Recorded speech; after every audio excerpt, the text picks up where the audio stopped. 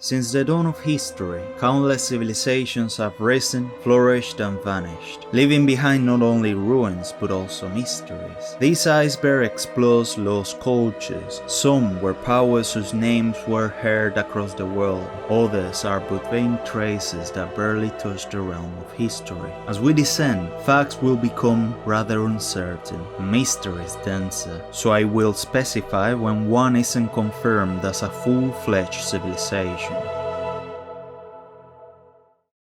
The Sumerians, often the subject of memes about a certain copper merchant and a peculiar mythological character, were, in fact, responsible for the first fully confirmed civilization in history. They flourished in southern Mesopotamia, in what is now Iraq and Kuwait, from the 4th millennium BC, with city-states like Uruk, Ur, and Lagash. Each one of these had wonderful temples, some built on step platforms called ziggurats, administrative systems, and major technological innovations. Their legacy is immense. They invented cuneiform writing, the earliest known solid wheel, the sexagesimal system, which is the base of 60 for the time and angles, complex irrigation systems, written laws, sailboats, and much more. Many of their inventions are on screen right now. They revolutionized trade, organized religion, engineering, medicine, and even music, being pioneers in nearly every aspect of civilized life. Writing allowed them to record transactions, laws, and literature, including the earliest tales of Enmerkar, Lugalbanda, and Gilgamesh. Their irrigation system turned seemingly barren lands into fertile farmland, and their lunar calendar inspired the Babylonian one, which shares roughly 80% of the structure of our modern Gregorian calendar. In short, without Sumer, many of the cornerstones of both the ancient and the modern world will have taken much longer to appear. Though well documented, Sumerian civilization is still partially mysterious. The ethnic or linguistic origins of its core population are still uncertain, and genetic studies suggest a mix of largely local populations with significant input from unknown regions. Moreover, cities such as Uruk reached high complexity surprisingly fast, and their astronomy and tales of gods who came from the sky continue to cause debate, fueling conspiracy theories. If you've ever heard about the Anunnaki, which is the name of the Sumerian divine pantheon, there is a 90% chance it was in the context of alien theories. Their mysterious origin has inspired pseudoscience, both Eurocentric and Afrocentric. In fact, the theories about the Anunnaki have a Eurocentric touch, since many have been inclined to believe, oh, how could brown people have built and discovered all of this, having the first civilization? It must have been some external force, right? But no, they really did it themselves. They were the first to transform human experience into written history, marking the leap from prehistory to human history itself. The Hittites emerged in central Anatolia around the 18th century BC, forming an empire that expanded into Syria and parts of Mesopotamia, becoming the rivals of the Egyptian, Mitanni, and Babylonian empires. Their military and diplomatic power was remarkable, and they signed the first known peace treaty, the one of Kadesh, with Egypt. They were masters of metallurgy, builders of fortresses, walled cities, and temples, and developers of an advanced legal and administrative system. They were the first civilization of the Iron Age, using the iron systematically 200 years before the Bronze Age itself ended. Their religion was the most polytheistic in history, at least confirmed, boasting between 1,000 and 2,000 gods, as they were the first major tolerant faith. It was the only pantheon that would have comfortably added the gods Zeus and Yahweh to its collection. The Hittite language made them into the first Indo-European civilization. It was rediscovered and deciphered only in the 20th century, revealing details about their society, but many of their cities and archives remain undiscovered. The swift disappearance and absorption of the Hittite Empire by neighboring peoples leave open questions about how such a powerful empire faded almost without a trace.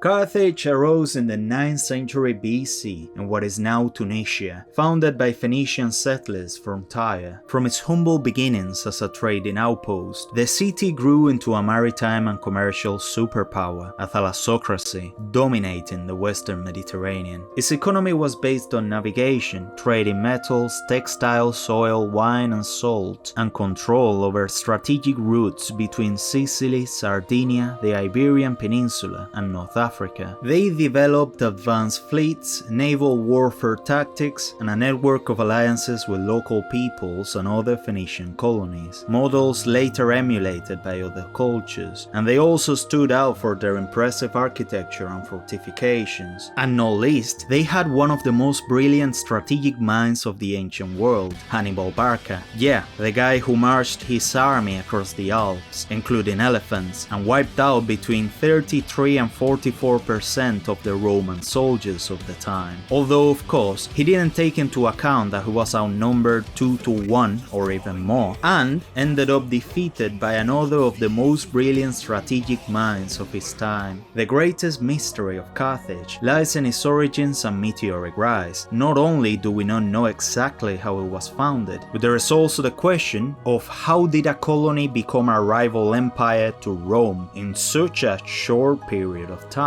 Thing is, their original written records were almost entirely lost because of the Roman destruction of their city, maybe even deliberately destroyed by the Romans as post-mortem censorship. As a result, most of what we know comes from Roman sources, which often exaggerated their negative traits or even made them up to justify their annihilation. If you've ever heard the phrase, "history is written by the victors," this is one of the most accurate examples. There is no consensus about their human sacrifices, which remain debated among modern historians. It is unclear whether they occasionally sacrificed adults or did so en masse. The remains of children appear to belong to those consecrated after dying from illness to ensure the future in the afterlife rather than sacrifice. But of course, Rome attributed everything to sacrifice for propaganda. Despite its physical destruction, Carthage advanced navigation, trade, and Mediterranean diplomacy, leaving a legacy that endured in both Greco-Roman and North African civilization.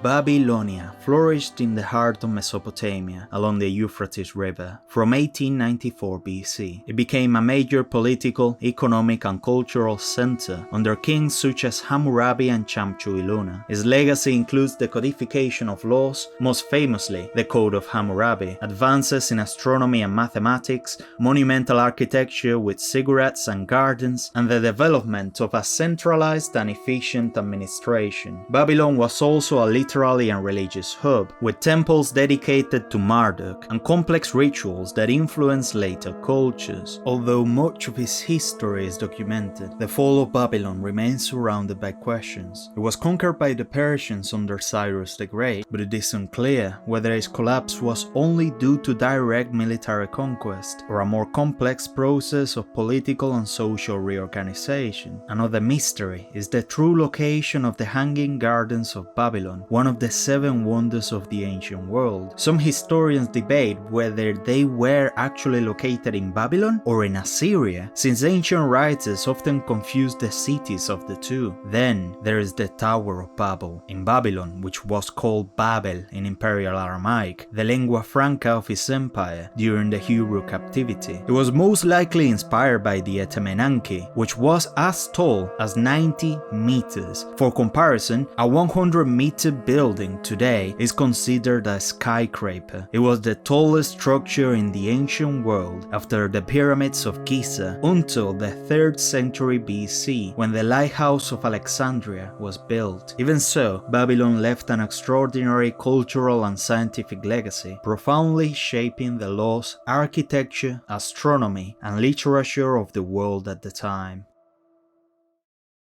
You may be wondering, what is Persia doing in here? What's mysterious about the Achaemenid Persia? Well, the only real question that we have about them is how was such a magnificent civilization even possible more than 2.5 millennia ago? Cyrus the Great conquered without destroying the culture of his enemies, conceived ideas that we now recognize as human rights long before the term even existed, respected the religions of his peoples, and created an empire that spanned nearly all known civilizations of the planet at the time, from the Mediterranean to the Hindus, controlling between 35 and 45% of the population of the world. Persia achieved greatness in architecture, engineering, irrigation systems, trade routes, literature, and philosophy, in virtually every domain. And Cyrus, well, let's say he's the only historical figure respected alike by Jews, Christians, Muslims, agnostics, atheists, Buddhists, and even Hindus, all of whom consider him as a role model. If one were to assemble hundreds of people in a global senate, Zoroastrians, Jews, Christians, Muslims, and non-believers alike, to decide who should be the emperor of mankind, they will most likely choose Cyrus the Great. No one will object. Justice, power, human rights. But when the war times come around, Cyrus will step aside, for when it came to sheer military genius, Alexander of Macedon was the ultimate leader. After all, we don't call him Alexander the Mad, but rather the Great, and for very good reasons. His greatest feat was actually defeating the Persian Empire. In regards to the social, Cyrus the Great was unmatched, but in regards to the swords, Alexandros was supreme in more ways than one. The Minoan civilization flourished in the island of Crete in what is now Greece during the Bronze Age, between roughly 1900 and 1100 BC, making it technically the first civilization in the whole continent of Europe, and also the mother of the Greek civilization. Monumental palaces, such as those of Knossos, featured drainage systems, running water, and paved streets, showing an advanced level of urban planning and architecture for the time. The Minoan art, with its vibrant frescoes depicting nature, bull-leaping rituals, idolatry of women, and female totems, show a refined artistic culture, and according to some scholars, a religious structure centered on the feminine or matriarchal, though it was possibly egalitarian, which is impressively socially advanced for the time anyway. They also excelled in maritime trade across the Mediterranean, developed highly decorated pottery, also suspiciously similar to later Greek styles, and extended their cultural influence to the Aegean Islands and mainland Greece. One of the enduring mysteries surrounding the Minoans is their language. They used an early writing system known as Linear A, the precursor to Greek Linear B, which remains undeciphered. This prevents us from knowing much about their political structure, religion, or literature. After a socio-economic peak around 1600 BC, their palaces were destroyed or burned in the mid-15th century BC, possibly due to invasions or natural catastrophes, such as the eruption of Thera, which is now called Santorini, which devastated much of their commercial fleet, but the exact relationship between these events remains debated. All of this, alongside many other reasons, made some believe that the Minoans might have inspired Plato's legend of Atlantis up to an extent. The fact that this remarkable first civilization in Europe yielded its cultural dominance to the Mycenaeans, also called Bronze Age Greeks, without a clear explanation of the process, adds yet another layer of mystery to the Minoan legacy. The Cucuteni-Trypillia developed in Eastern Europe between roughly 5400 and 2700 BC, across modern-day Ukraine, Moldova, and Romania. This Neolithic culture built densely populated and carefully planned settlements. Some villages had up to 20,000 or even more inhabitants, arranged in circular or concentric patterns, showing a remarkable degree of early urban organization. They were skilled in agriculture, animal domestication, and produced highly decorated red-orange pottery. They also crafted copper jewelry, an evidence of an advanced metallurgy for that time. Although some called them a civilization, they lacked more than half of the defining traits of a fully developed one, so we should rather call them an advanced culture. The reason they ritually burn their settlements every 60 to 80 years before rebuilding remains unclear. Was it a ritual of renewal, a response to soil exhaustion, wood decay, or a purely symbolic act? Though they were among the world's most advanced cultures of the time, the language, which was probably an Anatolian Neolithic language, is unknown, and they left no complex writing system, leaving their political and social structures shrouded in mystery. Finally, their decline around the mid-3rd millennium BC is uncertain. Were they absorbed by other populations, affected by climate change, migration, or a mix of factors? These enigmas make Cucuteni-Trypillia a culture that resembles the concept of a lost civilization in European prehistory. Tartessos existed between the 9th and 6th centuries BC in southern Iberia, in what is now Huelva, Cádiz, and parts of the Guadalquivir Valley. It was a kingdom rich in metals, gold, silver, copper, and tin, and its strategic position between the Atlantic and Mediterranean made it a key hub for maritime trade. The Phoenicians, who called themselves Canaanites, and Greeks described it as a land of wealth and wisdom, and classical authors like Herodotus and Strabo wrote of prosperous cities with powerful rulers. Its cultural influence spread through trade with the eastern Mediterranean, yet Tartessos remained cloaked in mystery. The exact location of its capital and its political organizations are still unknown. Its language, Tartessian, written in the Phoenician alphabet, has only been partially deciphered, and the inscriptions found often raise more questions than answers. Some theories point to Carthaginian or Greek expansion being the cause of their disappearance, while others suggest natural disasters. Recent archaeological finds reveal complex structures and ritual spaces, suggesting that Tartessos might have had temples dedicated to its deities, a sign of a more sophisticated culture than it was perceived previously. Its reputation as a rich and advanced civilization endures in legends, some even linking it to Atlantis or tales of hidden treasures, making Tartessos one of the most mysterious and fascinating civilizations of ancient Europe. The Olmecs emerged along the Gulf Coast of Mexico and are considered the modern civilization of Mesoamerica, and for a good reason, since their urban centers in San Lorenzo, La Venta, and Tres Zapotes show an advanced planning and monumental stone architecture, including the famous colossal heads, which are impressive for their time. They cultivated maize, beans, squash, and cacao, and maintained long-distance trade in jade, obsidian, shells, and rubber. Their art and religion, featuring human jaguar motifs and feline rituals, profoundly influenced later Mesoamerican cultures such as the Maya and Aztecs. The language and script are not fully deciphered, their political organization is uncertain, and how they built such enormous monuments so early remains debated. Their disappearance might have been due to climate shifts, resource depletion, or migrations, though no consensus exists. Even so, their artistic, religious, and cultural legacy endures as the foundation of later Mesoamerican civilizations. The Muisca peoples inhabited the Altiplano Cundiboyacense, sorry if that doesn't ring a bell in English, in present-day Colombia between 600 and 1600 AD, as part of a larger Chibcha-speaking cultural family. Their social organization was complex. They maintained a dual chiefdom system with the Sipa ruling the south and the Sake ruling the north, while each community was interconnected through trade networks and political alliances. They were skilled agriculturalists, cultivating maize, potatoes, and cotton, and supplemented their diet with hunting and fishing. They also achieved exceptional goldsmithing, working with gold and tumbaga, a gold-copper alloy, to create ritual figures and offerings that reflected their spiritual worldview. The mystery surrounding the Muisca lies, mainly, let's be honest, in their connection to the myth of El Dorado. The Sipa's ritual involved a man covering himself in gold dust and immersing in lake, Guatavita. European misinterpretations of the ritual led to the legendary search for a golden city across all of South America, captivating historians, conquistadors, and treasure hunters for centuries, and raising questions about the true scale or even the meaning of those ceremonies. Another enigma is their Chibcha language, which was almost entirely lost. Their blend of myth, violent disappearance, and gold makes the Muisca civilization both tangible and enigmatic.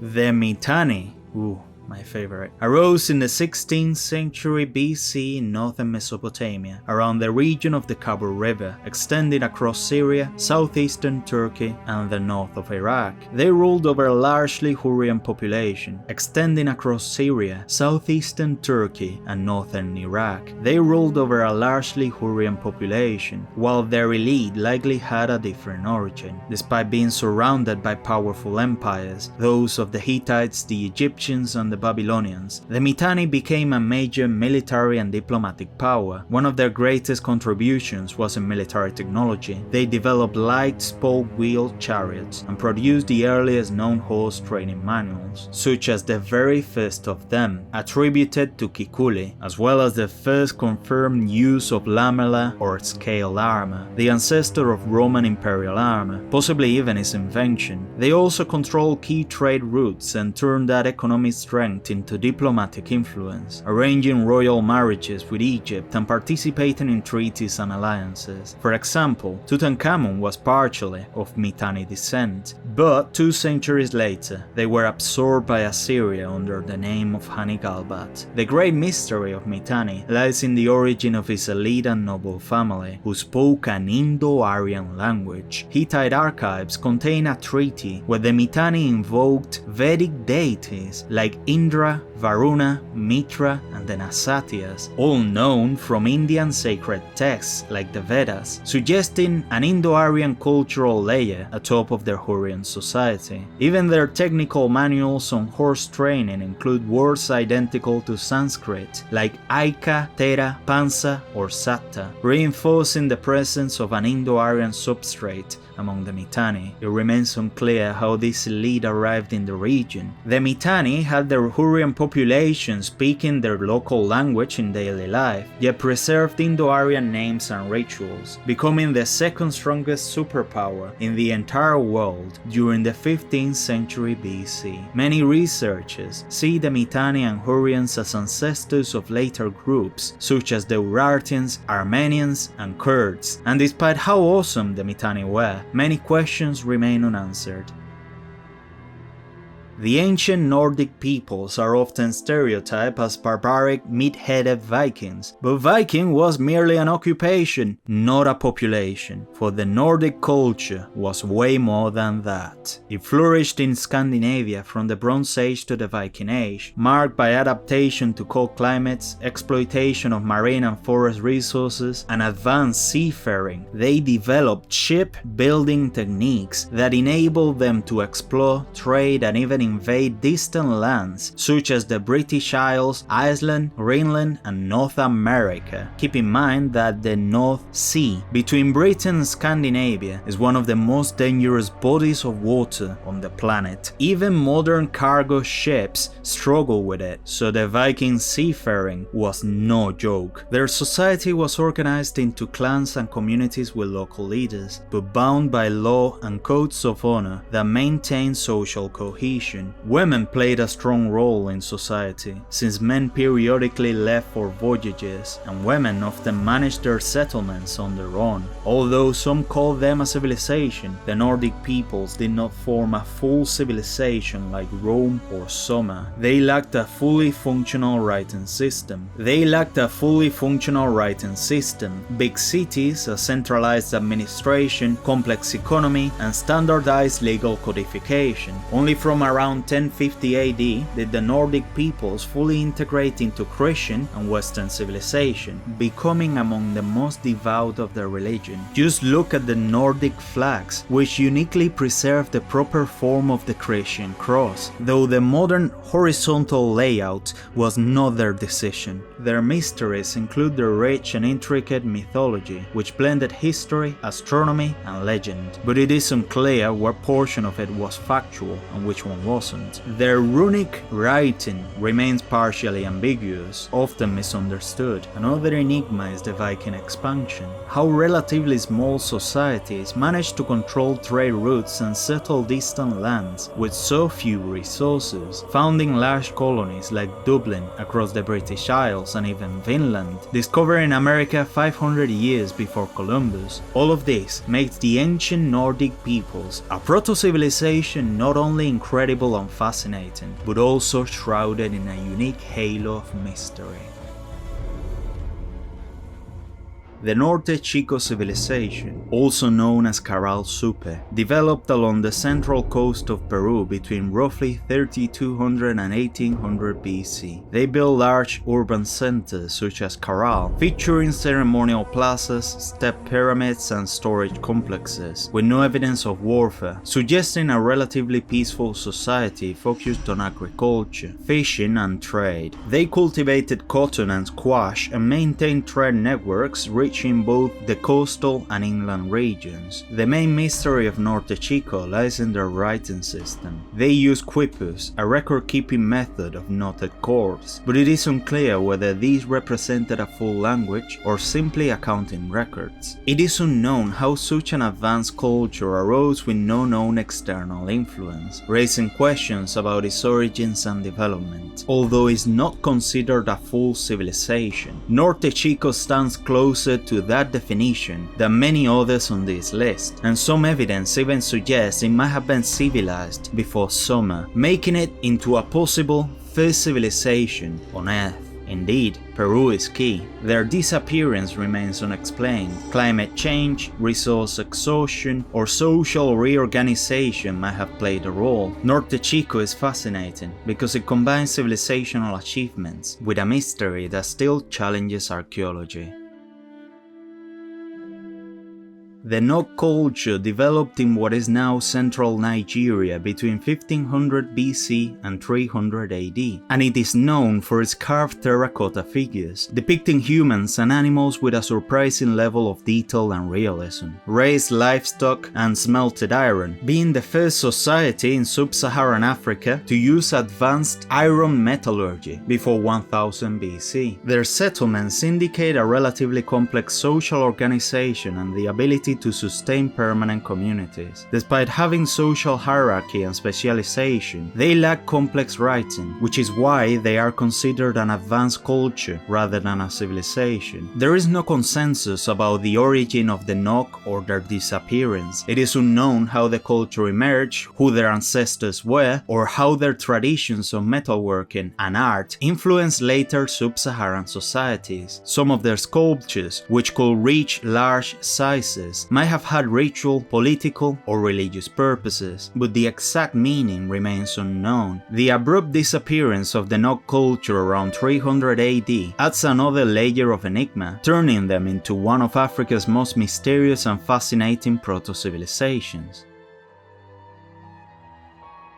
The Mississippian culture flourished in what is now the south of the United States, particularly in the state of Mississippi, you're welcome, between 800 and 1600 AD, being the most advanced pre-Columbian culture north of the Aztecs. It is known for its enormous earthen mounds and tombs. Centers like Cahokia hosted tens of thousands of inhabitants, ceremonial plazas and sophisticated urban layouts, with trade routes that extended across the continent. Their economy combined intensive agriculture, maize, beans, squash, with fishing and hunting, and their society was organized into complex hierarchies of leaders, priests, and warriors. We still don't know the reason for the disappearance of their great urban centers before European arrival. They left no complex writing, making it difficult to reconstruct their history, and some of their rituals and structures appear to have astronomical significance, still not fully understood. Their cultural legacy technology and impressive urban planning make them one of the most fascinating and enigmatic cultures of North America, particularly because, like the Nok, they seem to have been independent in origin. Tiwanaku flourished between 300 and 1000 AD on the Andean High Plateau near Lake Titicaca in what is now Bolivia. It was the center of one of the most important proto-civilizations of South America, with monumental architecture including the Kalasasaya Temple and the Gateway of the Sun, ceremonial platforms and stone temples all aligned with astronomical events, marking a clearly organized religion. Its political organization, religious beliefs and complex rituals remain largely unknown. If they had a form of writing, it has not been found, and the cause of their decline is uncertain. Some suggest climate change, prolonged droughts, or internal conflicts. Moreover, the magnitude and precision of their stonework, with blocks perfectly fitted without mortar, raise questions about their engineering knowledge and technology. Tiwanaku remains as both a symbol of cultural achievement and pre-Columbian enigma. Dilmun was a civilization and trading hub, probably located in what is now Bahrain and parts of the eastern Arabian coast, active from around 3000 BC to 600 BC. Its importance lay in controlling maritime routes between Mesopotamia, the Indus Valley, and Arabia, facilitating the trade of copper, pearls, incense, and other valuable goods of the ancient world. Dilmun's economy prospered thanks to its strategic position and access to natural resources, making it a center of regional wealth and power. The mystery of Dilmun is fascinating, although it appears in Mesopotamian texts as a paradise-like land associated with gods and myths. Its exact location, territorial extent, and political organization remain debated. It is unknown how this culture emerged or what caused it to disappear. Some studies point to changes in trade routes or environmental problems. Additionally, it's possible connection to later myths, such as the biblical Garden of Eden itself, makes it even more fascinating. The descriptions of Dilmun's fertility resemble the biblical Eden, since Sumerians described Dilmun as the living land where no one grows old, full of green fertile land. Some even believe that the name Eden could have been an adaptation of the name used by the inhabitants of Dilmun to refer to the homeland, but that's just a mere theory. This gives its existence a legendary aura, blending history and myth, making Dilmun into an enigma of both ancient trade and religion. The Mycenaean culture, or Bronze Age Greeks, developed in mainland Greece between 1600 and 1100 BC, succeeding the Minoan civilization and becoming the first true civilization of continental Europe around 1350 BC. It is notable for its robust palaces, tholos tombs, and cyclopean walls, since they were so massive that later Greeks believed they had been built by cyclopes. Centers such as Mycenae, Tiryns, and Pylos reveal a high level of administrative organization, with accounting records on clay tablets and a trade network connecting Crete, Anatolia, and the Eastern Mediterranean. The society was hierarchical, with warrior kings, specialized artisans, and an organized army, and their polytheistic religion obviously inspired the later Greek pantheon, although the Minoans gave them a big civilizational push. The mystery of the Mycenaeans includes the nature of their linear B script, descending from the Minoan linear A script, which has been partially deciphered but is still not fully understood. Same with the reasons for their collapse after 1200 BC, which may have been a direct consequence of invasions by the Sea Peoples, natural disasters, or internal strife. The combination of architecture, art, writing, and warfare makes the Mycenaeans a captivating civilization. Speaking about the devil, the Sea Peoples were groups that attacked and displaced several major civilizations of the Eastern Mediterranean between 1200 and 900 BC, heavily contributing to the disappearance of both Mycenaean and Hittite civilization, as well as weakening the Egyptian Empire, Canaan, and Babylon, being the main cause of the Bronze Age collapse, literally the end of an era. Their most emblematic trait is the mystery of their origin. We call them them sea peoples because we have no idea where the heck they came from. They might have come from the Aegean, Anatolia, the Black Sea, the islands around Italy, the Iberian Peninsula, or a mix of these regions. They are associated with mass migrations and abrupt cultural exchanges, and Egyptian records, such as those of Pharaoh Ramses III, depict their battles and conquests, yet reveal little about who they truly were. And of course, an utter enigma is their identity and motives. Some believe they were refugees displaced by climate crisis or internal conflicts. Others even theorize they were organized expansionist groups. Their language, social structure, and final fate after their raids remain uncertain. The combination of violence, sudden attacks, and almost as sudden disappearance makes the sea peoples one of the greatest mysteries of the ancient world, a topic that continues to fascinate and torment archaeologists and historians alike. Even though all of these civilizations and cultures disappeared or collapsed, can we really say that everything has been lost? We still use minutes and seconds based on 60, angles too, calendars with 12 cycles, writing, laws, contracts, streets, plants, cities, irrigation system, coins, taxes, iron, glass, the furnace, seal, zinc. We even still use copper. Our civilization will have taken much longer to reach the level it's at today without all of their efforts. As the title implies, this will be a journey through lost civilizations, especially some of the most mysterious cultures and civilizations in history. But as we descend, we will also discuss notable kingdoms and faraway lands mentioned in ancient writings, whose locations remain unknown. So now, grab a coffee and also a grain of salt, because in the final level we're going to explore what is legend, and perhaps a little bit historical at the same time. The Kingdom of Sealand. Yes, I'm tired of being seated and I am disguised as a Greek because it was the cheapest costume I could afford. The Kingdom of Sealand, known in its Akkadian tongue as Mad Tamti, was a marshy region in the southeast of Iraq, right where the Tigris and Euphrates crossed to form a new river near the Persian Gulf, and around 1730 before Christ, during a period when Babylon weakened under the rule of Shamshu-Iluna, son of Hammurabi, this territory managed to become independent under a local dynasty with Sumerian names, though they actually spoke Akkadian, becoming the last kingdom with partially Sumerian culture, still using Sumerian titles, worshipping the Sumerian god Enlil, and even building him a temple. Its economy was based on fishing, marshlands, and date palm forests, an ecosystem that was difficult to control but highly valuable, although no major urban center has been definitely attributed to it. Its geopolitical influence was significant, serving as a strategic trade point between Old Babylon and other coastal regions reached through the Persian Gulf, generating a lasting truce between Babylon and Sealand. If you don't attack me, I will let you trade through the Persian Gulf. But the most intriguing aspect of Mad Tamti is the lack of extensive archaeological sources that tell us what its internal organization looked like.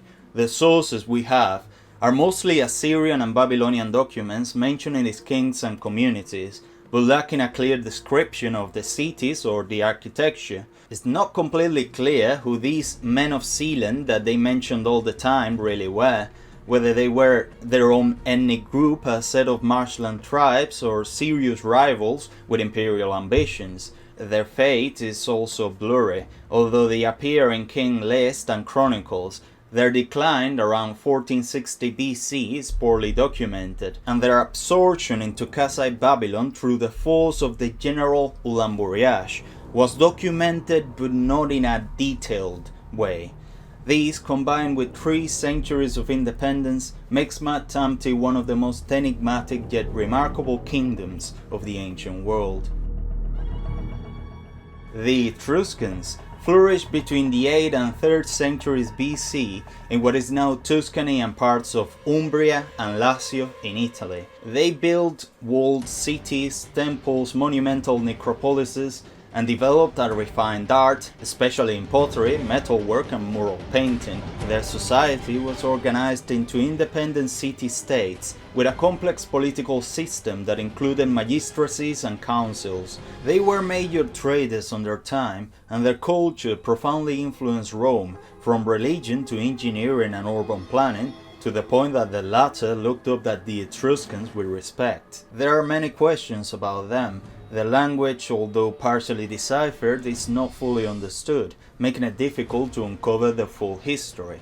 Nor are we completely certain about their origins, whether they were native to Italy or migrants from Asia, as Herodotus proposed, but when he used the word Asia, he was referring specifically to pre-Hellenic Anatolia, because he thought that the Etruscans were a continuation of the Kingdom of Lydia from Anatolia, but the scholarly consensus is that they mainly evolved locally, emerging from the indigenous Villanovan culture in central Italy during the early Iron Age. So yeah, they probably did have Anatolian blood, like all Europeans, especially in the south, but that doesn't mean that they migrated more recently.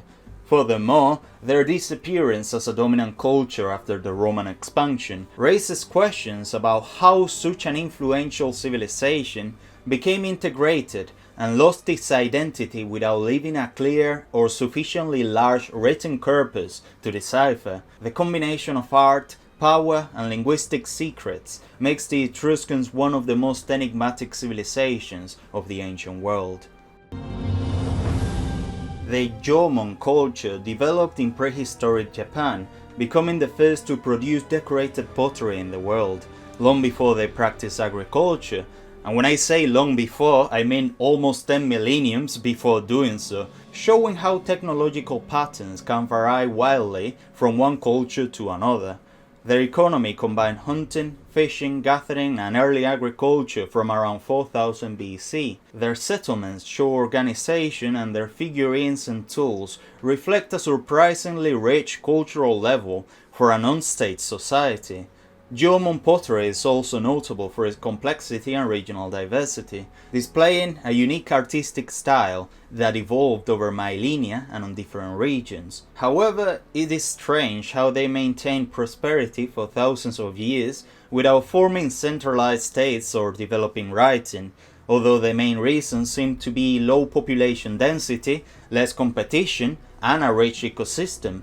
Many aspects of their social and cultural life remain hidden, leaving archaeologists with a lot of questions about how prehistoric Japanese lived. And last but not least, the modern Japanese people are proud of their Jomon heritage, and understandably so, to the point that you can see some of the callbacks in works of art such as the Legend of Zelda video games, because some of their designs are clearly inspired by some of the Jomon pottery, and you can also see it in some mangas and even in architecture. The Castro culture, and this is giving me a little bit of PTSD, developed in the northwest of the Iberian Peninsula, mainly Galicia and Asturias, between the 9th century BC and the 5th century AD, being a Celtic culture. Their fortified settlements, known as castrum, which means fortification or fort in Latin, show a defensive urban planning, circular dwellings, and agriculture adapted to hillsides and river valleys. They organize themselves into autonomous communities that manage their resources. The archaeological finds include pottery, iron tools, and personal ornaments, revealing an advanced material culture. But we don't know how they structured political hierarchies, nor how they coordinated between neighboring castros. Many aspects of daily life remain unknown, and the arrival of Rome, as you can imagine, erased much of the evidence. The interpretation of their archaeological remains leave major questions about their cultural cohesions and interactions with other peoples of the peninsula, such as the other Celtiberians. Seima-Turbino was a Bronze Age cultural phenomenon that developed across northern Eurasia and was responsible for the spread of bronze weapons and tools across Siberia, Kazakhstan, parts of Mongolia, and Eastern Europe. And the spread was not only wide, but also fast, showing advanced skills in metallurgy, trade, and especially transport, connecting regions that seem distant from one another even today. Its technical impact on the Bronze Age is significant, as their bronze was particularly high on tin, an exceptional quality for their time in the entire world. But these populations are far too ancient to be well understood. It's not even known how they achieved such diffusion without centralized states or identifiable cities. Many finds about them appear isolated, and their sudden disappearance raises questions about conflicts, migrations, or climatic changes that remain unresolved. Even so, these cultures strongly influenced the Yeniseian peoples, Proto-Altai groups, and Eastern Europe with their advanced metallurgy, and it indirectly contributed to the advanced metallurgy achieved by many Bronze Age cultures after them. Goguryeo was one of the three kingdoms of ancient Korea, the largest of them at some point, as it is evident on this map. It extended into southern Manchuria and, at its territorial peak, into the east of Russia, standing out for its military power, fortified architecture, and artistic development. Its society was organized into centralized kingdoms with military and political elites, and its traditions influenced later Korean states, consolidating national identity and helping to spread Korean culture. Equipped with lamellar armor, heavy cavalry, and professional archers, they defeated the Chinese Wei and Sui dynasty, striking the Sui so hard that they contributed to their collapse. Unfortunately, much of its history was destroyed or lost, and many reconstructions depend on Chinese chronicles.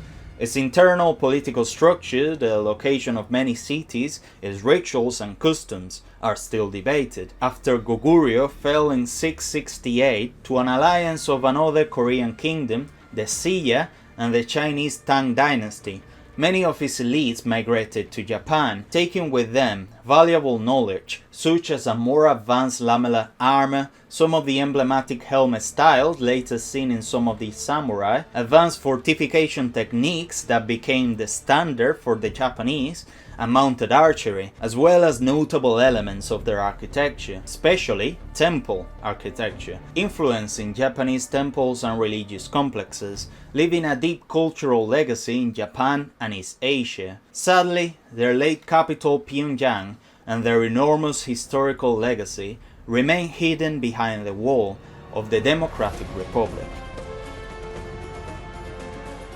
According to the texts of pharaonic Egypt, the Land of Punt was a trading partner of Egypt from the Old Kingdom to the New Kingdom, known today as the Land of the Gods because of how much the Egyptians spoke of its wealth and exotic products. Egypt imported gold, incense, myrrh, ebony, exotic animals, and even perfumes from them. The expeditions to Punt were considered epic feats of the pharaohs and appear in reliefs such as those of the Queen Hatshepsut at Deir el-Bahari, showing ships filled with treasures and unique goods. Punt is believed to have had sophisticated trade and active diplomacy, connecting the African coast with Egypt through river and maritime routes, and the mystery of Punt lies in its precise location, still debated. Somalia, Eritrea, other parts of the Horn of Africa, and even parts of Arabia have been proposed, but no definitive archaeological cities are known, nor is its political organization understood, making it a fascinating lost kingdom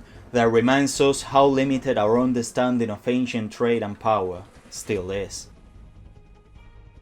Magan was one of the kingdoms mentioned in Sumerian and Akkadian writings from the time of Sargon of Akkad. In the case of Magan, it was a crucial supplier of copper and other minerals for them too. In texts from the period, it appears as an ally and strategic sources of raw materials during some periods, but in other times, Akkadian leaders like Naram-Sin, Sargon's descendant, claimed to have subjugated Magan during his reign, so they don't seem to have had a consistently good relationship. Its society must have possessed advanced skills in navigation and mining, as their vessels transported large quantities of metal and other goods across the Persian Gulf. This trade route allowed the Sumerians and Akkadians to develop more advanced metallurgy, so Magan seems to have played a fundamental role in the metallurgical development of the Middle Eastern Bronze Age, Because it is a little bit more difficult to have a Bronze Age if you don't have copper, am I right? Its location is associated with Oman and southeastern Arabia,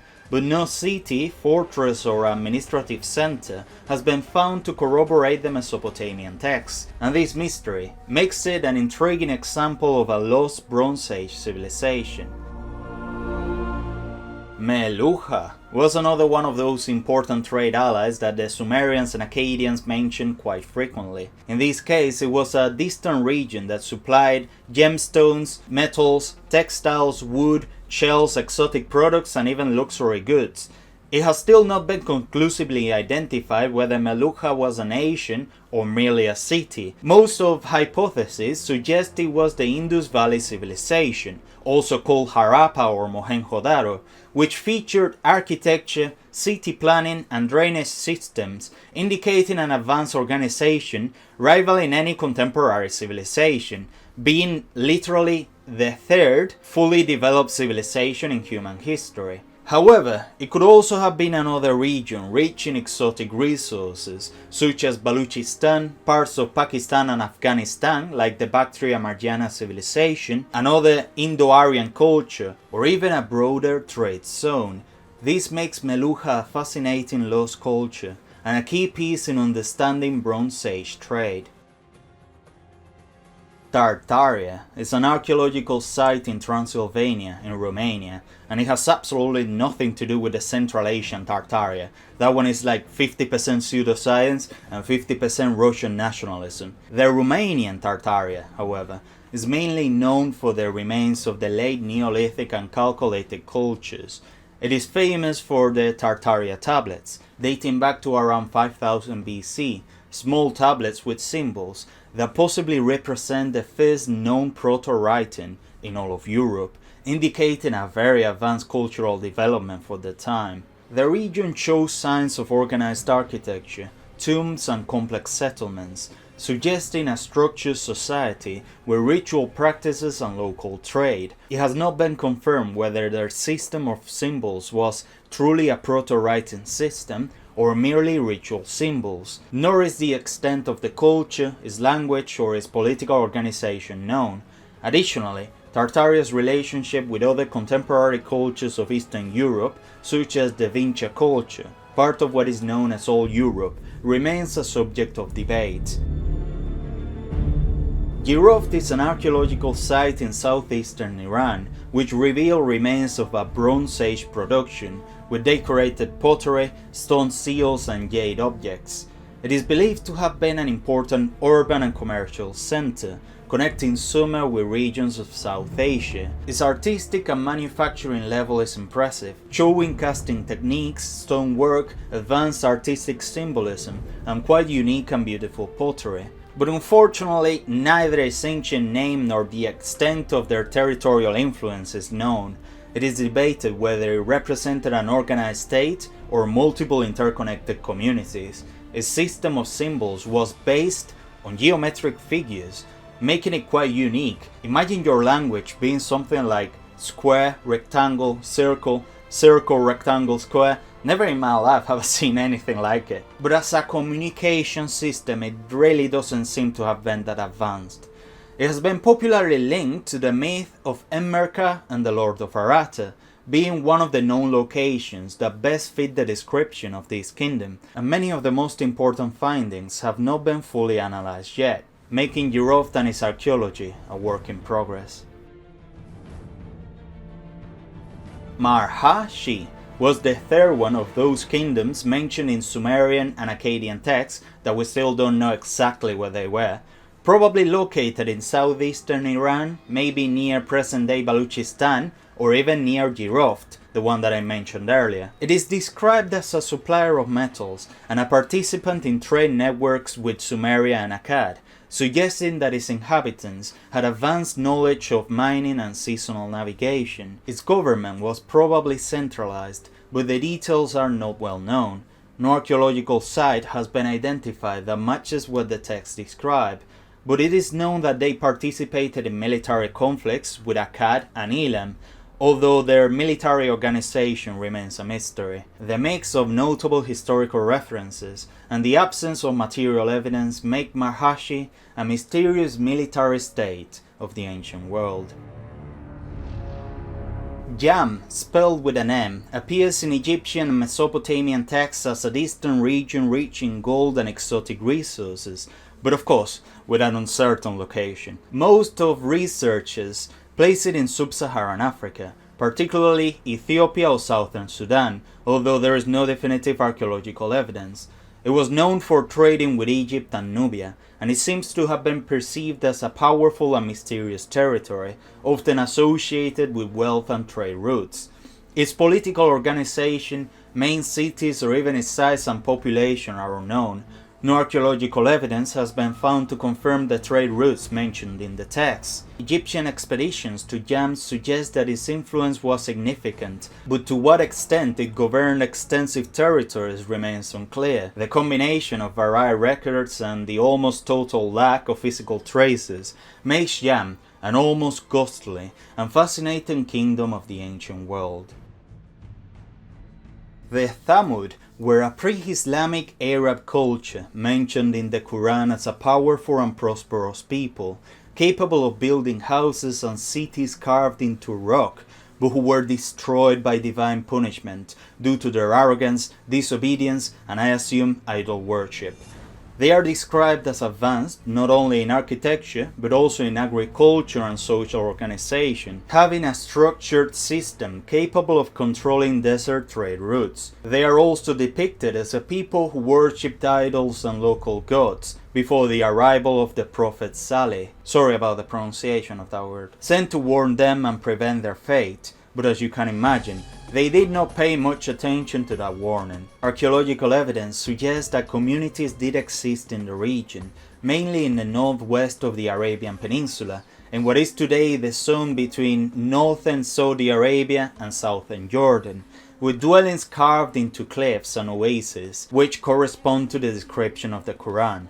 However, their political organization, language, customs, and the extent of their territories remains a mystery. Their disappearance is believed to have been caused by migrations, internal conflicts, climatic changes such as desertification, or even a combination of these factors. We know that they existed and left material traces, but much of their culture and history remains shrouded in mystery, making them one of the most interesting cultures of pre-Islamic Arabia, and one that I would genuinely love for us to learn more about.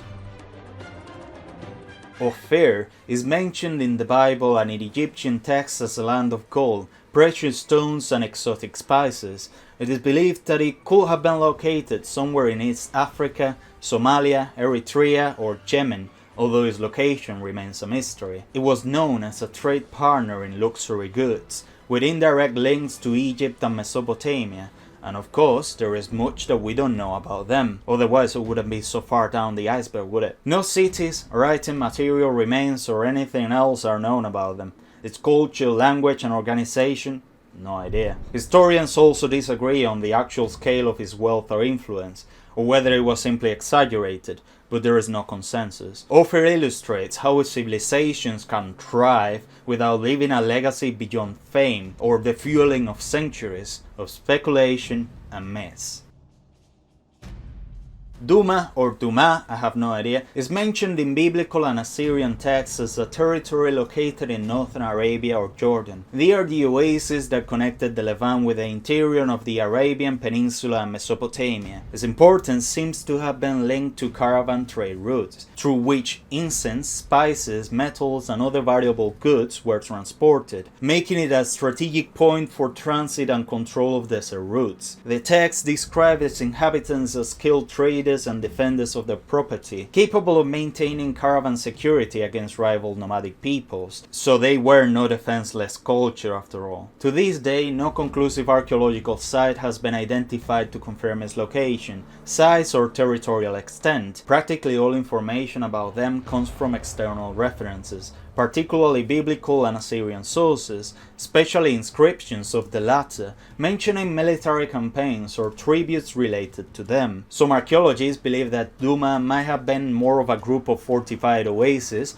rather than a centralized kingdom, where trade and management of water resources were key to survival, and they were referred to as a kingdom under a single name for the sake of generalization and simplification. This combination of historical references from different sources and the absence of material evidence makes Duma an enigma that still challenges modern research. Here come the heavyweights. These are literally legends that might have a tiny bit of historical basis, but yeah, you're going to need a grain of salt for this one. Let's start with Arata. Arata!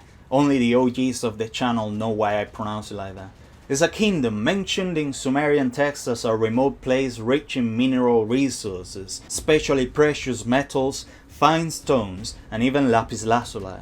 Literary sources, particularly the legend of Enmerkar and the Lord of Arata, as well as the hymn of Lugalbanda, describe it as a center of trade and sophisticated culture, capable of rivaling Uruk. And we're talking about a period between 3000 and 2300 BC, plausibly, when Uruk was one of the most important powers in the world. Its physical existence, of course, has not been confirmed archaeologically, which generates debates over whether Arata was a real place or a literary construct meant to exemplify the wealth and power of Sumer. But if it were inspired by a real place, the main hypotheses are in areas of Iran, eastern Iraq, or even the mountains of Azerbaijan, with one of the most plausible being the proto-civilization of Jiroft, the one I mentioned earlier, and another possibility being the Oxus civilization, also called Bactria Margiana. The ambiguity regarding its language and populations raises further questions, although some archaeologists believe there may have been a real kingdom or city that inspired the texts. The lack of tangible evidence keeps it firmly in the realm of legend. The mix of references in epic literature and possible historical basis makes Arata a legendary civilization, but with a shadow of possible reality, and it seems to have been the first, if not one of the first, legendary kingdoms or cities ever mentioned, predating Atlantis, Hyperborea, Agatha, and others. Ser-Sura is the name given to a city or oasis in the Sahara Desert, mentioned in late medieval Arabic texts and European explorations of the 19th century. It is described as a lost, inaccessible paradise with unimaginable riches and mysterious inhabitants. Accounts suggest it may have served as a refuge for fugitives or traders, surrounded by dunes and difficult to reach. This contributes to its myth of inaccessibility and magical protection. The debate about its real existence focuses on whether explorers actually reached a real place, or if the stories are fantasies derived from oral tales about lost oases. Some archaeologists have attempted to correlate possible locations with ancient sites, but there is no consensus.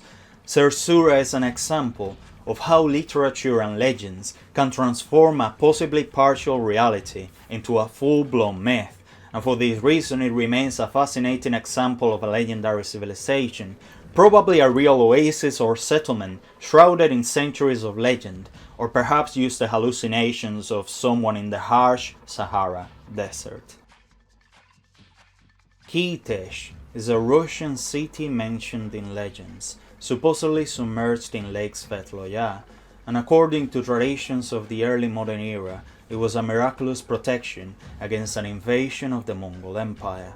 Its myth is part of Russian Orthodox tradition and was popularized in 19th century literature and opera.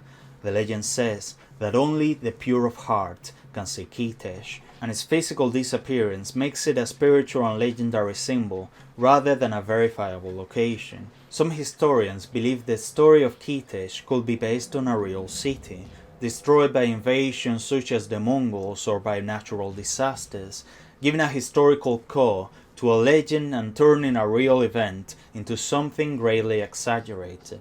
Thus, Kitesh blends myth, spiritual symbolism, and nationalism, serving as a paradigmatic example of a dubious civilization with one foot in legend and the other one impossible historical facts. Aztlán was the mythical place of origin of the Mexica, the leaders of the Aztec Empire, according to their chronicles. It is described as an island or region in northern Mesoamerica, rich in culture and spirituality, from which the Mexica migrated, guided by their god Huitzilopochtli, to found the city of Tenochtitlan. I am so proud I pronounced that right. However, its real geographical existence has never been confirmed. Some archaeologists suggest possible locations, such as the coastal areas of Nayarit and Sinaloa, the lake regions of Durango and Zacatecas, as well as desert regions in Sonora. Other researchers have proposed that Aztlán may have been inspired by places further north, such as the areas near the Colorado River Delta, parts of southern Utah, or even the region around the Gila River in Arizona, although these are less likely. These hypotheses are based on linguistic coincidences, migration routes recorded in codices, and parallels in oral tradition, but none have been fully confirmed. Aztlán represents the collective memory of the Mexica, their migrations, traditions, and social organization, but lacks direct archaeological evidence. Some researchers consider that Aztlán could have been a group of villages or a real state that inspired the myth, while others see it as a cultural symbol, legitimizing the authority of the Mexica. Aztlán is, therefore, a mysterious legendary location, with possible real foundations. And now that I've finished saying all that, sorry if I mispronounced any of the words.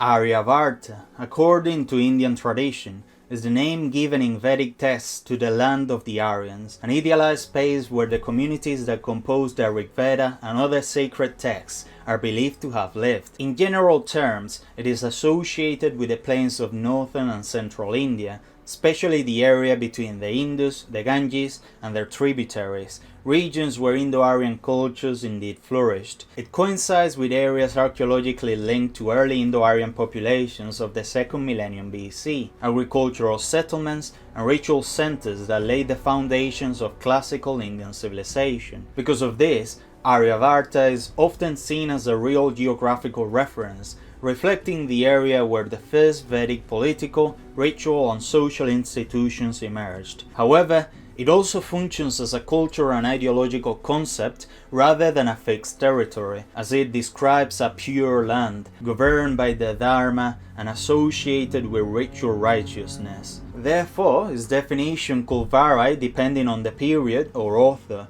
and the texts do not describe precise boundaries or specific cities, introducing a halo of ambiguity about whether it was described in a real or mythical place. In that sense, Aryavarta actually expresses a religious and moral ideal, rather than a verifiable geography.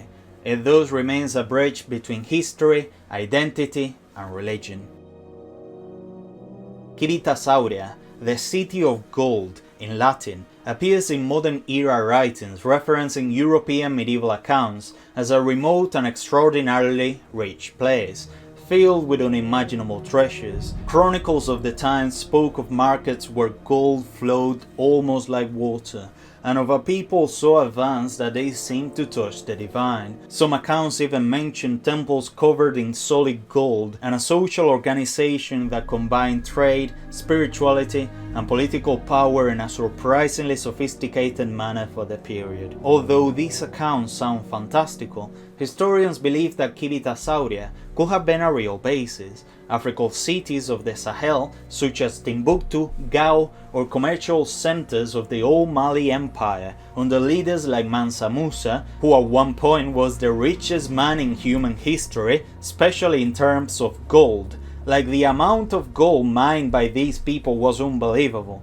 And of course, that place was famous for its immense gold wealth and trans-Saharan trade. It is very likely that the exaggerated stories of European travelers visiting these places transformed those wealthy locations into a myth of a city that had a river of gold, blending historical memory with imagination, which over time, by the modern era, would have been way more exaggerated than it was initially told. The fact that these stories persisted for centuries and inspired subsequent explorations and even more exaggerated legends, demonstrates the power of human imagination and our fascination for wealth and splendor. Thus, it is probably a myth, partially based on reality, but its true meaning remains shrouded in sand, time, and myths about gold. The fascination with the city continues, reminding us of the incredible imaginative capacity of the human being. Traversing the most unknown corners of history, we find cultures that challenge our reach, peoples who inhabited remote lands, whose names survive only in fragments of ancient texts or oral traditions. Some, like the last remnants of Sumerian culture in southern Sumer, the distant Japanese Jomon settlements, or the intricate castros of Galicia, show us impressive societies, yet their lives, languages, and histories remain shrouded in mystery. Others, like the enigmatic territories of Punt, Magan, Marhashi, or Yam, managed to flourish and prosper without leaving any trace beyond what was mentioned by others. And setting aside the strictly historical, legends offer a final layer of enigma. Arata, Zersura, Kitesh, Aztlán, Aryavarta, Civitas Aurea, names that could be based on something real, but completely mixed with fantasy and exaggeration. Testimonies of cultures that inspired dreams, explorations, nationalism, but they did not survive long enough archaeologically. And looking back, these civilizations and kingdoms teach us that history is not always certainty, but a work in progress, a puzzle that still needs to be completed.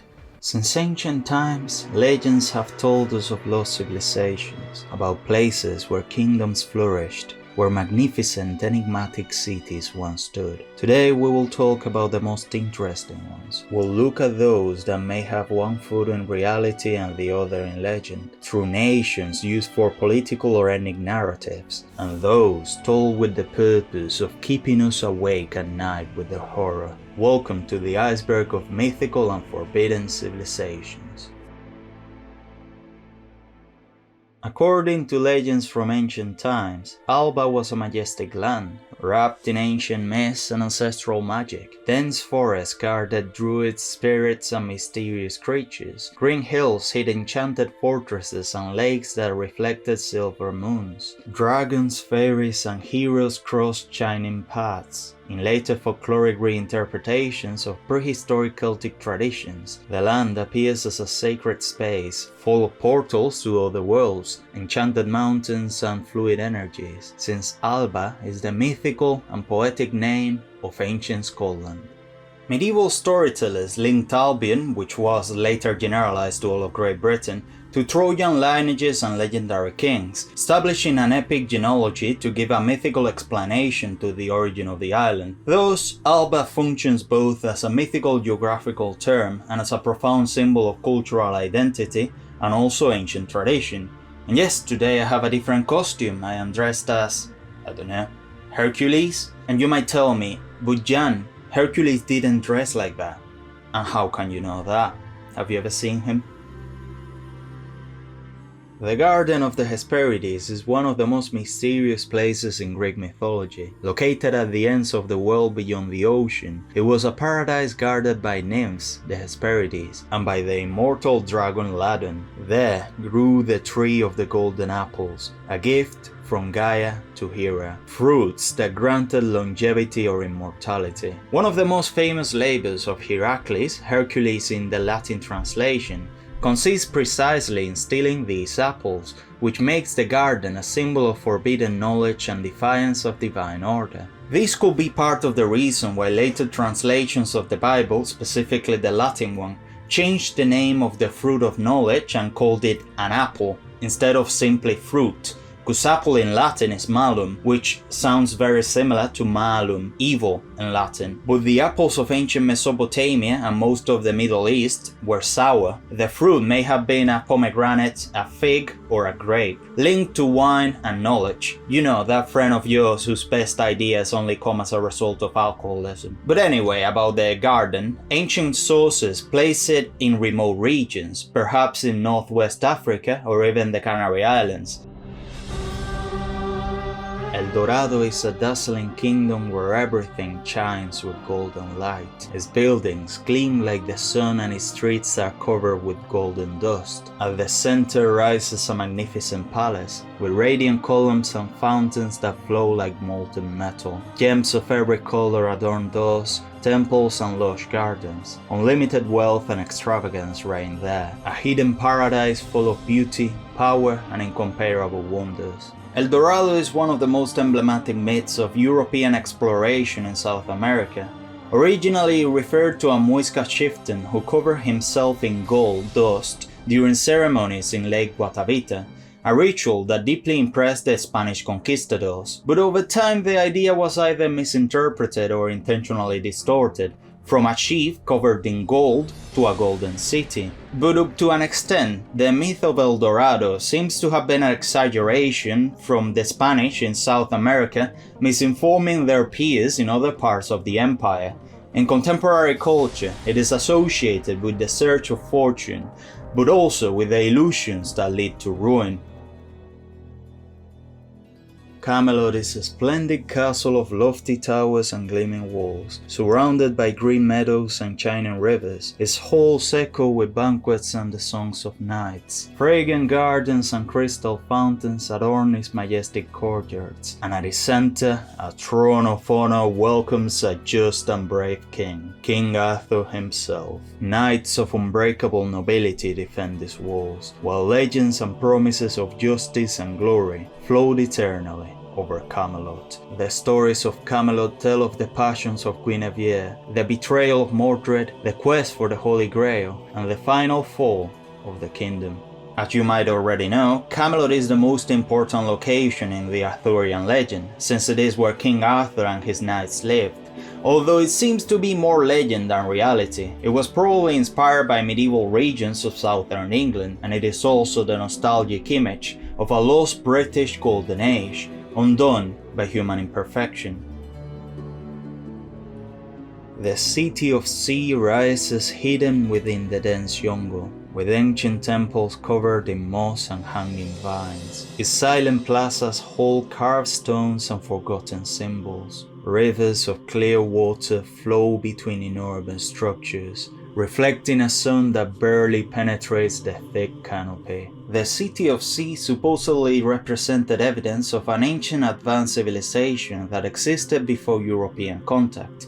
Its description was based on fragments of Portuguese colonial texts, indigenous accounts, and scattered archaeological references. The name of City of Sea was given by the British explorer Percy Harrison Fawcett, who designated a supposed lost city in the Amazon jungle, particularly in the Mato Grosso region of Brazil. Fawcett undertook several expeditions, culminating in his famous and final venture in 1925 alongside his son Jack and Rayleigh Remo, after which they vanished without a trace. The City of Sea then became a modern myth. Recent archaeological research, such as the discovery of geoglyphs, settlement networks, and pre-Hispanic urbanism, has reinforced the idea that the Amazon did indeed harbor complex societies, although not necessarily matching Fawcett's romantic vision of greatness. In legends of ancient Greece, the Macrobians appear as an almost idealized nation, placed at the edges of Libya by the ocean, beyond the reach of Mediterranean powers. Herodotus recounts that after conquering the Kingdom of Egypt in 525 BC, Cambyses II, son of Cyrus the Great, king of Persia and by then also pharaoh of Egypt, sent ambassadors with luxurious gifts to persuade the Macrobian king to submit. But the king replied with a symbolic challenge. He sent them an unstrung bow and said that only when the Persians could string it, then would they have the right to invade his land, showing them his boldness and pride. The accounts add almost utopian details, an abundance of gold, political institutions with a monarch chosen by criteria of physical excellence, and highly elaborate funerary customs. Today, Macrobia is believed to have been inspired by kingdoms in the Horn of Africa, known for their tall stature and economic wealth. The descriptions blend real geography with idealized elements, meaning that Macrobia oscillates between a poorly located historical kingdom and an almost mythical land in the Greek imagination. Trapalanda, or the City of Caesars, is a lost kingdom in the far south, surrounded by mountains and raging rivers. Its streets are filled with gold, silver, and unimaginable treasures. Majestic palaces and broad plazas reflect power and wealth. It is filled with livestock, self-sufficient and protected by thick forests and supernatural forces that make it invisible to those who are not destined to find it. Its legend emerged between the 16th and 18th centuries and described a fabulous city located somewhere undefined between the Andes mountain range, Patagonia, and Tierra del Fuego. According to the legends, its inhabitants were descendants of Spanish shipwreck survivors, lost soldiers, allied indigenous peoples, or even mythical Europeans. The city was described as rich in gold, silver, and cattle, and colonial chronicles recorded multiple failed expeditions to find it, motivated both by economic ambition and by the need to locate Christian enclaves in indigenous territories. For some historians, the myth functioned as a tool to justify exploration and colonial presence in remote regions of South America. According to the myth, 9,000 years before Plato, Atlantis was a majestic island, surrounded by concentric rings of water and land, overflowing with marble temples, fragrant gardens, and perfect canals. The walls of the city shone like polished metal, and its inhabitants lived in near-divine harmony, guided by just kings and technology far advanced for their time. It was an ordered, powerful, and beautiful paradise, capable of enduring for eternity, as long as they don't commit a great sin. The myth of Atlantis emerged in the dialogues of Plato, Timaeus, and Critias, where Plato described it as an arrogant nation punished by the gods through a cataclysm. Although created as a moral allegory, many have searched for a real origin or possible inspiration, and these include the eruption of Thera, modern Santorini, in the Aegean Sea, which destroyed much of the Minoan civilization, the submerged city of Helike in Greece, distant memories of seafaring peoples of the Mediterranean, or most likely a mixture of them all. Although some believe it may have been located in the Atlantic, like Plato said, on the Azores Plateau, which they believe could have been sunk around 11,500 years ago, but there's not enough evidence to prove this. Its archaeological search has inspired expeditions, novels, and pseudoscience, turning it into a universal symbol of ruin caused by human arrogance and of nostalgia for a lost golden age.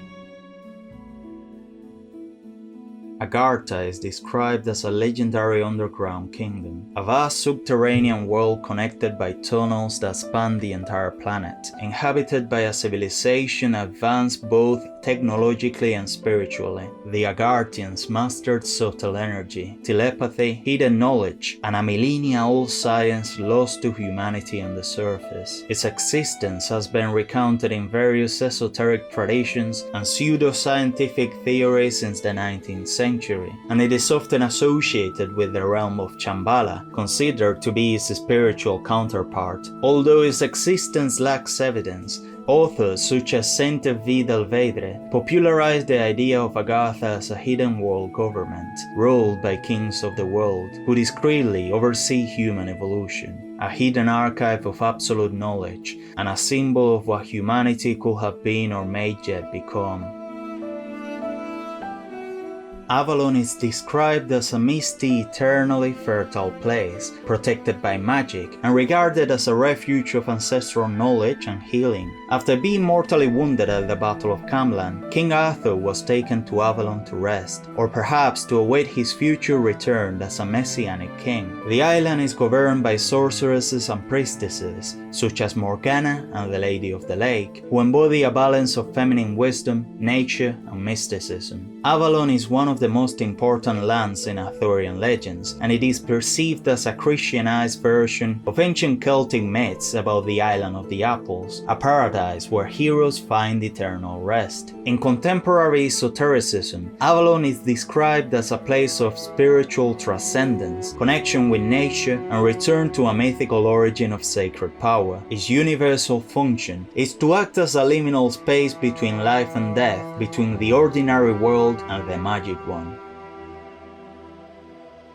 The Eden of Jewish tradition represents the primordial state of perfection in which Adam and Eve lived before the fall. It is a paradise garden provided by God, watered by 4 rivers and abundant with trees of life and knowledge. The expulsion from Eden marks the beginning of human suffering, the need to work, mortality, women's period, yes, seriously, and the quest to return to God. The earliest known iterations of the Pentateuch come from the 2nd century before Christ, and it was probably inspired by ancient Mesopotamian myths that were either 1 or 2 millenniums older, especially the Sumerian paradise such as Dilmun, the Tales of Eridu, and the Garden of the Gods. These places were fertile, protected from evil, sources of pure water, abundant life, and immortality. The Bible reinterpreted these ideas as a perfect garden where humanity began. It has also been assigned a physical location, ranging from Mesopotamia and Bahrain to the Himalayas, influencing countless philosophical, artistic, and literary works as a metaphor for the longing for a perfect world before human error or sin.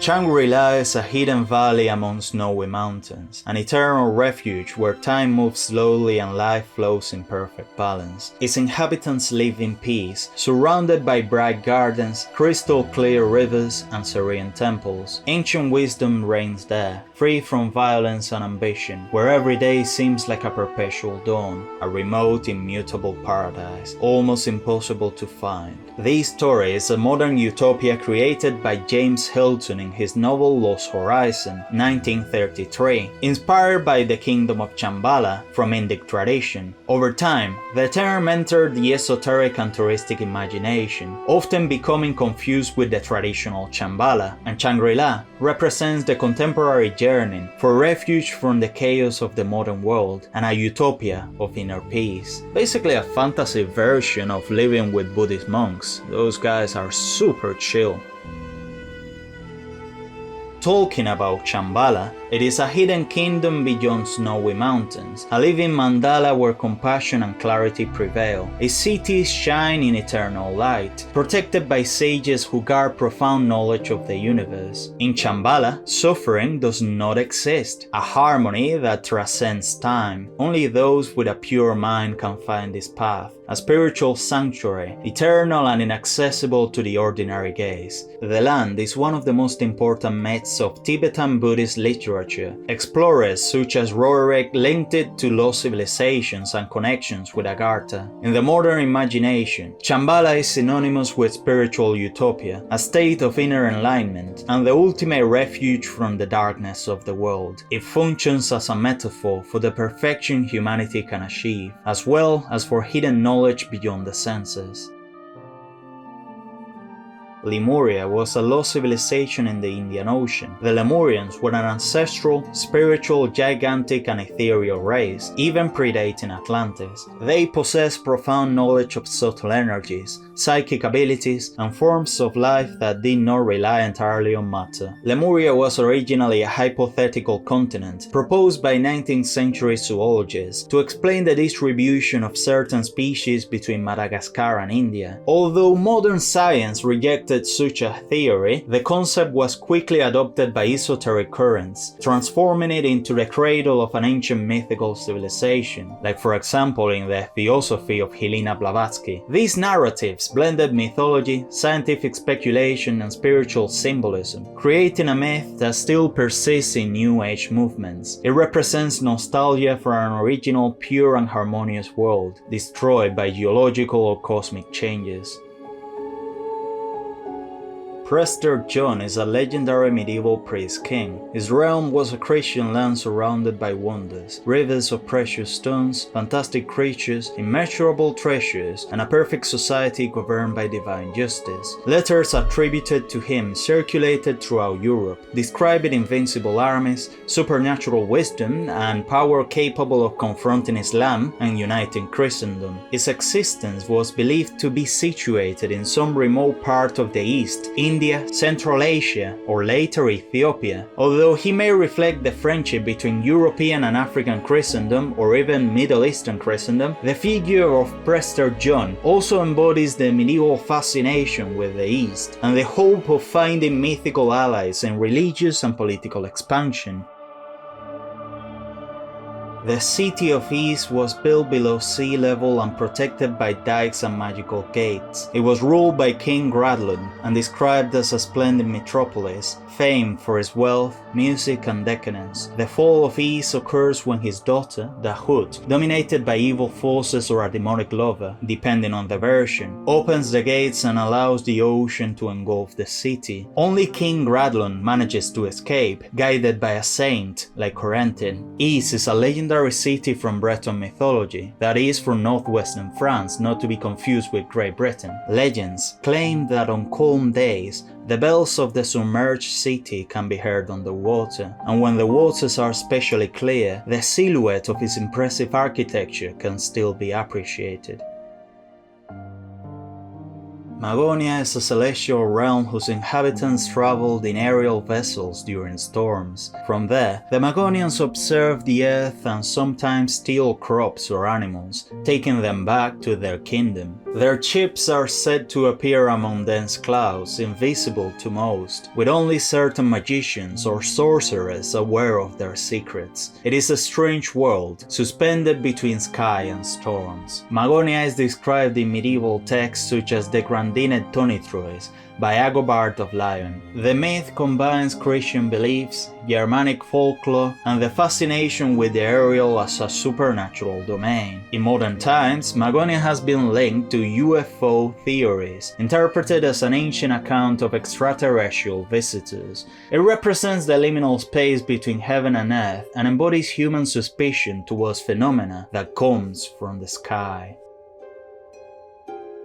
High Brasil was a land west of Ireland, described as shrouded in perpetual mist, only becoming visible and accessible one day every 7 years. It was inhabited by an advanced civilization, wise or even mystical beings possessing superior knowledge of medicine, astronomy, and the occult arts. And it was, after all, an earthly paradise full of wealth, lush forests, and extraordinary animals. High Brasil is part of Irish folklore and appears on maps from the 14th to the 18th centuries. The name likely derives from the Old Irish word Brasil, I don't know how to pronounce that, meaning High King of the World, or from Ui Brasil, descendants of Brasil, a powerful medieval Irish clan. And you're probably wondering, and I'll answer, this is completely unrelated to the country Brazil in South America, whose name comes from Pau Brasil, meaning red wood in Tupi-Guarani, a tree highly valued by the Portuguese. High is a common prefix in Irish place names, meaning the island of. Fascination with the island prompted numerous expeditions, particularly during the 15th and 16th centuries. Some navigators of course claimed to have seen its silhouette, or even briefly landed, describing a prosperous environment and unknown architecture. In modern times, High Brasil has inspired esoteric theories, psychological interpretations,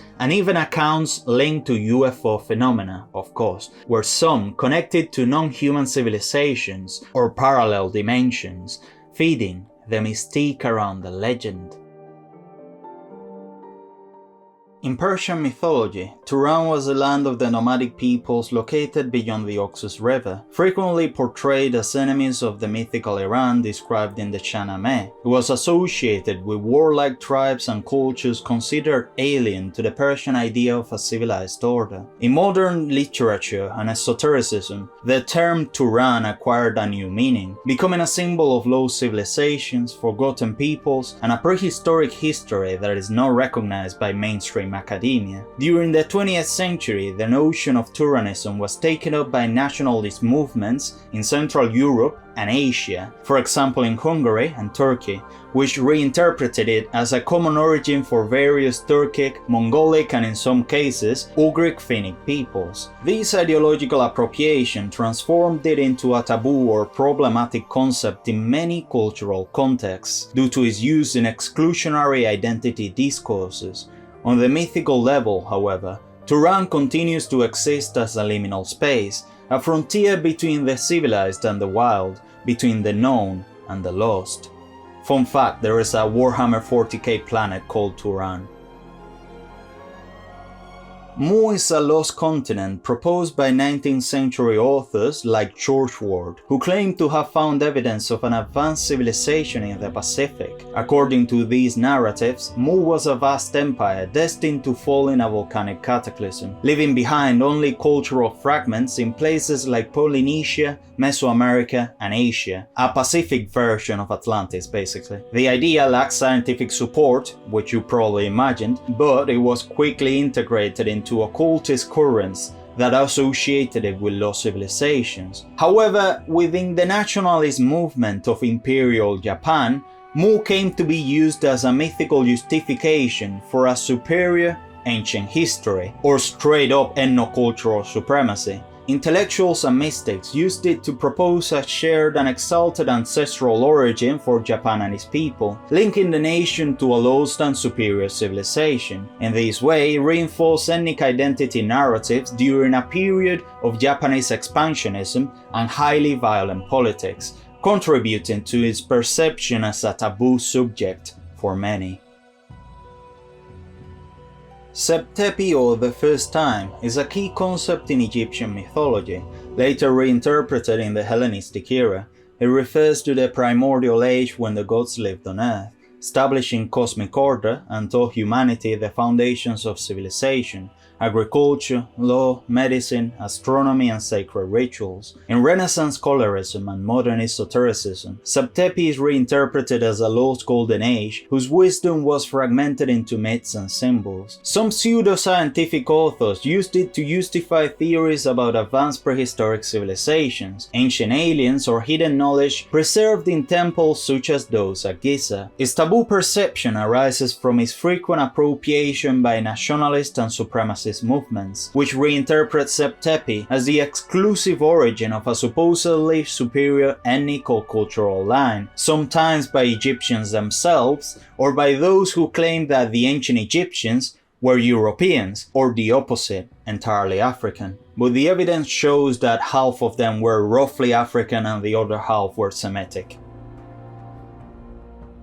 Hyperborea was a land beyond the north wind, where life was perfect, free from disease and suffering. Its inhabitants, the Hyperboreans, were long-lived, even immortal, and devoted to music and the worship of the god Apollo. It was first described by Pindar, then Hecateuch of Miletus and Herodotus. It was probably inspired by Greek accounts of northern peoples, Scythians, Thracians, or people from unknown boreal regions, idealized as pure societies, blessed by the gods. And of course, in the modern era, the classical myth inspired numerous speculations about a polar origin of ancient civilizations. However, in the 20th century, the term was appropriated by nationalist movements, particularly by the National Socialist esotericism, to assert the existence of a primordial homeland of the Aryan race. Hyperborea remains as an archetype of a northern utopia, but sadly an example of how myths can be distorted for political ends.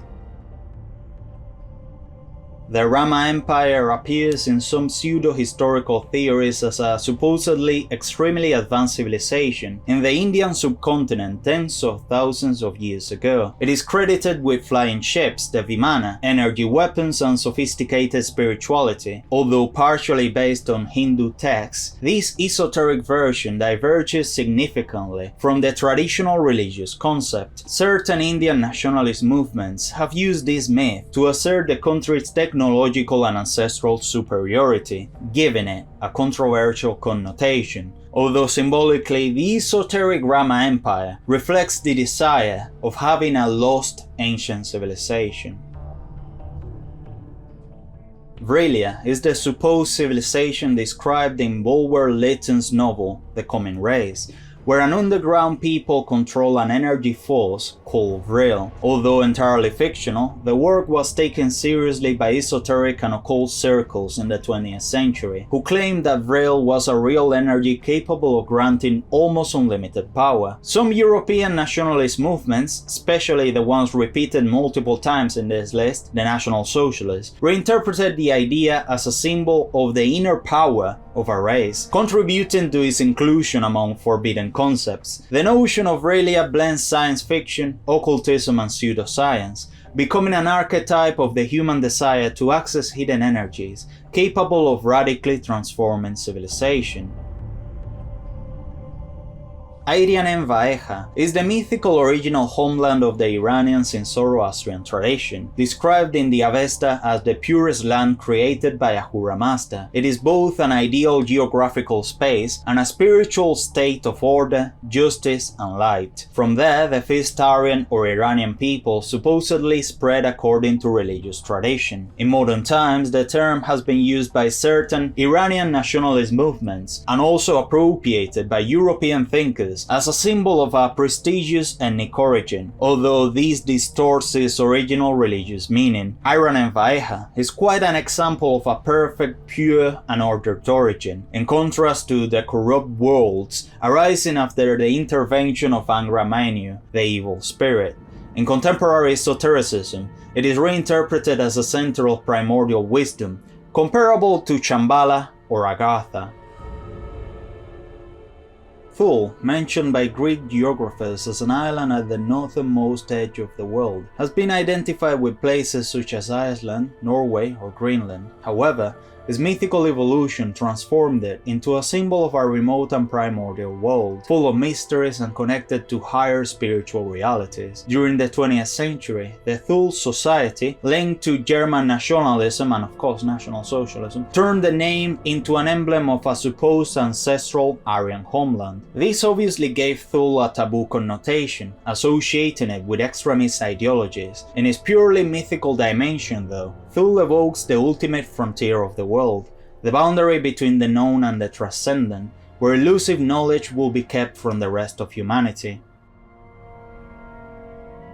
Aratta, yes, Aratta again, is a legendary kingdom appearing in Sumerian poems such as Enmerkar and the Lord of Aratta. It is described as an extremely wealthy city-state, famed for its artisans, precious metals, architecture, and general material wealth. In modern esoteric literature, Aratta has been reinterpreted by esotericists and mystics as a lost spiritual origin of humanity, linked to theories of advanced civilizations and hidden knowledge. Some nationalist and racist authors, especially in Europe, adopted it as a symbol of ethnic purity or ancestral lineage, claiming that Aratta was a European people civilized at the same time as Sumer, using it to justify ideas of cultural or racial supremacy, blending Sumerian mythology with contemporary ideological agendas. Its taboo connotation comes from its use to promote alternative ancient history narratives linked to identity and nationalist discourses. Vinland, which you're probably familiar with, the region discovered by the Vikings in North America, acquired a mythical dimension in modern times. Although historically real, it was reinterpreted by Nordic nationalist and supremacist authors and movements as proof of a civilizing destiny prior to widespread European contact. In this exalted reinterpretation, Vinland transforms into a potential empire, a lost colony demonstrating the natural superiority and expansion of Nordic and Germanic peoples. Esoterically, some authors connected with lines of power, portals, or even to other legends, like Hyperborea or Thule. Carcosa, a decadent city on the shores of Lake Halley beneath a dying sun. It floats beyond time, shrouded in a yellow mist that distorts reality. Its towers and obsidian palaces reflect an impossible sky, while echoes of forgotten songs reverberate through its empty corridors. The inhabitants, faceless shadows, murmur secrets of incomprehensible horrors. Carcosa is ruled, or infected, by the entity Hastur, whose cult leads to the doom of the human mind. Carcosa was invented by Ambrose Bierce in 1886 and developed by Robert W. Chambers as one of the first prototypes of cosmic horror. It became associated with the cursed book The King in Yellow. The city stands as one of the most powerful symbols of modern literary horror, a place where art, myth, and madness converge. R'lyeh rises from the ocean with impossible architecture and angles that defy logic. Its colossal black structures seem to move under the changing light of the sun and moon, like it was breathing. Twisted mountains and towers soar above dark waters, while an overwhelming silence fills its submerged plazas. The heavy, strange air conveys a sense of inhuman presence and distorted time. R'lyeh is the prison of Cthulhu, who lies dormant since forgotten times. Created by pre-human civilizations or cosmic entities, its existence is beyond human comprehension, revealed only occasionally to sensitive sailors or dreamers. As you can probably guess, it was written by H.P. Lovecraft within his Cthulhu mythos. Its appearance in modern literature has profoundly influenced cosmic horror, becoming a universal archetype of the genre and the fear of the unknown. The Nameless City, lost in a remote desert, predates humanity and all known civilization. Its labyrinthine corridors and ruined towers are covered in inscriptions and reliefs narrating the history of a forgotten reptilian species, whose eyes seem to follow intruders. Strange echoes resonate among its stones, whispering impossible languages, while fleeting shadows slip through forbidden corners, and every step seems to invoke a dark memory of ancient horrors. Whoever enters feels that the city itself watches, that its silence is unwelcoming, and that living alive is a privilege few achieve. The Nameless City was created by H.P. Lovecraft in 1921 in the story The Nameless City, inspired by writings on Middle Eastern explorations and a fascination with ancient civilizations. It blends archaeology and cosmic horror, symbolizing the terror of deep history, the possibility that non-human forces ruled the earth long before humans. Akator emerges from the jungle mist, a city forgotten by time, with ruined temples and moss-covered plazas. Its empty streets whisper ancient secrets, and strange shadows move among collapsed columns. The air is dense, charged with an oppressive silence that weighs on the chest. Every stone seems to watch, every sound echoes a dark past, making Akator into a place of ancestral fear. Akator appeared in 20th century accounts of explorers and mystery writers, inspired by South American lost city legends with no historical basis. It was popularized in adventure and occult books, combining imagination and indigenous rumors into a myth of exploration and terror. The isolated plateau rises above the jungle, a forgotten world where time seems to have stopped. Its cliffs hide dinosaurs and prehistoric creatures lurking among dense vegetation and misty lakes. Ruins of an antediluvian civilization emerge from the undergrowth, with mysterious symbols and crumbling structures. Each step is a challenge, and the echo of ancient rules reminds intruders that nature and the past conspire against them, filling the air with imminent danger. The Lost World was written by Arthur Conan Doyle in 1912, inspired by scientific expeditions and the anecdotes of explorers. It blends adventure, discovery, and the terror of the unknown, popularizing the idea of isolated plateaus and territories where ancient species and civilizations survive.